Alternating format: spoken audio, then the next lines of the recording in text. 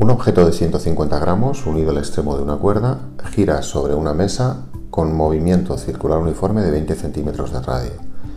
Este es el objeto, esta es la cuerda, esta curva es su trayectoria y este es su radio.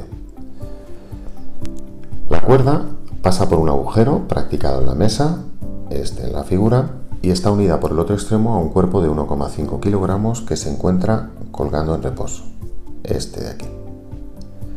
Como tenemos dos objetos, lo que hacemos es numerarlos. Además, aprovechamos ya para convertir los datos a unidades del sistema internacional. El que describe circular uniforme lo denotamos por M1 y nos dan su masa en gramos, así es que tenemos que dividir entre 1000 para pasarlo a kilogramos, 0,15. En cuanto al radio de la trayectoria, nos lo dan en centímetros y por tanto hemos de dividir entre 100 para pasarlo a metros, 0,2. La masa que cuelga la denotamos por M2 y su valor ya viene expresado en kilogramos, así es que ahí no tenemos que hacer nada. Puede parecernos complicado llegar a esta situación donde la masa que está arriba describe ese circular uniforme y la que cuelga está en reposo, pero eso no debe preocuparnos porque nuestro ejercicio comienza desde aquí, es decir, nosotros lo que tenemos que pensar es lo que sucede de aquí en adelante. Para ambas masas, tanto la que describe circular uniforme como la que se encuentra en reposo, sabemos antes de empezar cómo ha de ser la resultante. Algo que describe circular uniforme debe responder a una resultante dirigida desde el móvil hacia el centro de la trayectoria, la resultante centrípeta, y algo que se encuentra en reposo debe responder a una resultante nula para que no cambie su estado de movimiento.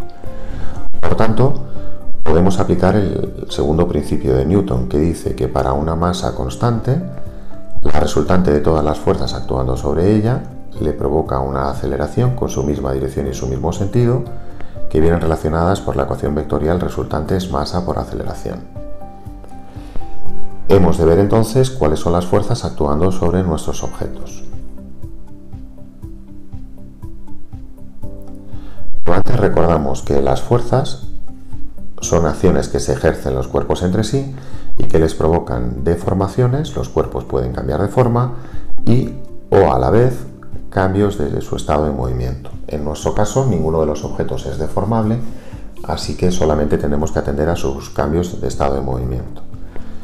Y la otra cosa que debemos recordar es que las fuerzas se pueden clasificar atendiendo a criterios diferentes. A nosotros nos interesa el criterio de la distancia entre los cuerpos que se empujan entre sí, y según él podemos clasificar a las fuerzas como fuerzas sin contacto o fuerzas a distancia, que son aquellas en las que los cuerpos que se empujan no tienen por qué estar tocándose.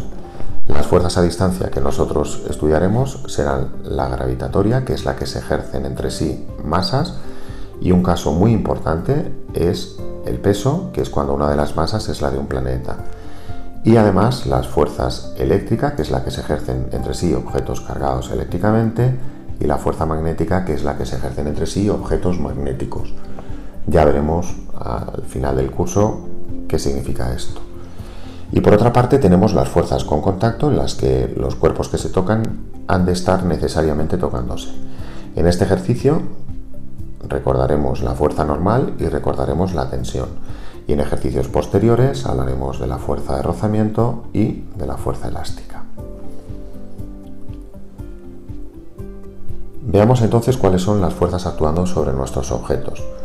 Como no hay nada cargado eléctricamente ni nada magnético, la única fuerza sin contacto que habremos de considerar es la gravitatoria, es el peso de los objetos. Masa M1. Su peso es la fuerza con la que la Tierra lo atrae hacia su centro, por tanto su dirección y su sentido irán desde la masa M1 hacia el centro de la Tierra, lo que llamamos la vertical. Y su valor vendrá dado por el producto de la masa M1 y el módulo de la aceleración de la gravedad en la superficie terrestre, que sabemos es 9,8. En cuanto al peso de la masa M2, irá dirigido desde la masa M2 hacia el centro de la Tierra y su módulo será M2 por ese 9,8. El resto de fuerzas deben estar provocadas necesariamente por cosas que toquen a nuestros objetos. Una de las cosas que toca a la masa M1 es la mesa. Por culpa de su peso, la masa M1 quiere hundirse dentro de la mesa y la manera que ésta tiene de conseguir que no lo haga es empujarla hacia afuera. Lo hace con una fuerza a la que denotamos por la letra N mayúscula y llamamos fuerza normal. y se llama así porque en física normal significa perpendicular, y es que la dirección de esa fuerza que hace la mesa para que el cuerpo no penetre dentro siempre es perpendicular a la superficie de apoyo y siempre dirigida hacia afuera de ella. La otra cosa que está tocando nuestra masa M1 es la cuerda. Las cuerdas, las cadenas, objetos de longitud fija, es decir, no elásticos, siempre que estén tensos, sirven para transmitir fuerzas desde su otro extremo. A esas fuerzas las denominamos tensiones y las representamos por la letra T mayúscula. La tensión que actúa sobre la masa M1 tiene dirección la de la cuerda y sentido hacia su otro extremo, y representa la fuerza que a través de la cuerda le está haciendo la masa M2 a la masa M1. La tensión que siente la masa M2 tiene dirección la de la cuerda y sentido hacia su otro extremo, ya que representa la fuerza que le está haciendo la masa M1 a la masa M2. Ambas tensiones son iguales, por eso no ponemos T1 y T2, ponemos simplemente T, porque las dos tensiones son extremos de la misma cuerda. La razón que se esconde detrás de eso es que si una de las tensiones fuese mayor que la otra, la cuerda o bien se destensaría o bien se rompería. Como eso no sucede, ambas tensiones iguales. Y ya no hay más cosas que toquen a nuestros objetos, por tanto ya no hay más fuerzas actuando en nuestro problema. Estamos preparados ya para aplicar el principio fundamental, pero en el principio fundamental solamente aparece una masa, entonces lo que hemos de hacer es aplicarla a cada una de ellas por separado. Empezamos con la más sencilla, que es la masa M2 que está en reposo. Las fuerzas que actúan sobre ella, la tensión y el peso, son ambas verticales, así que solamente hemos de considerar ese eje, y tiene que suceder que se anulen. Es decir, el módulo de la tensión tiene que coincidir con el módulo de su peso. La razón es que si la tensión fuese más grande, la masa M2 ascendería y si fuese más grande el peso, la masa M2 descendería. En cuanto a la masa M1, ya no tienen todas las fuerzas normal, tensión y peso a la misma dirección. Entonces debemos trabajar con dos ejes perpendiculares. En el caso de móviles que describen un movimiento circular uniforme, sabemos antes de empezar que la resultante tiene que ser centrípeta, dirigida desde el móvil hacia el centro de la trayectoria. Por tanto, uno de nuestros ejes siempre será ese. En nuestro caso es el eje horizontal. Y adicionalmente elegimos un eje perpendicular a él, que en nuestro caso será el eje vertical. Comenzamos con el eje vertical. Allí tenemos la normal y el peso. Y sus módulos tienen que ser iguales. Y la razón es similar a la de antes. Si la normal fuese mayor, el cuerpo ascendería y si fuese mayor el peso, el cuerpo descendería.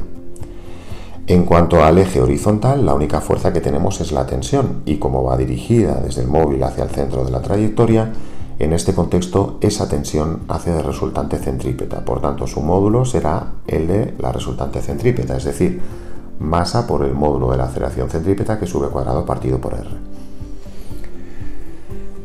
Como las dos tensiones son iguales, igualamos estas dos expresiones y tenemos que M2G tiene que coincidir con M1V cuadrado partido por R. En esta ecuación conocemos todo excepto la velocidad lineal, la celeridad, así que la despejamos. R que está a la derecha dividiendo pasa a la izquierda multiplicando, M1 que está a la derecha multiplicando pasa a la izquierda dividiendo, eso sería V cuadrado, así que si hacemos la raíz cuadrada obtenemos la expresión para la velocidad lineal. Sustituimos datos, la masa 2 1,5 kilogramos y la 1 0,15, el módulo de la aceleración de la gravedad en la superficie terrestre 9,8, el radio de la trayectoria 0,2 y así acabamos obteniendo que la celeridad o velocidad lineal del que describe el circular uniforme es de 4,43 metros segundo.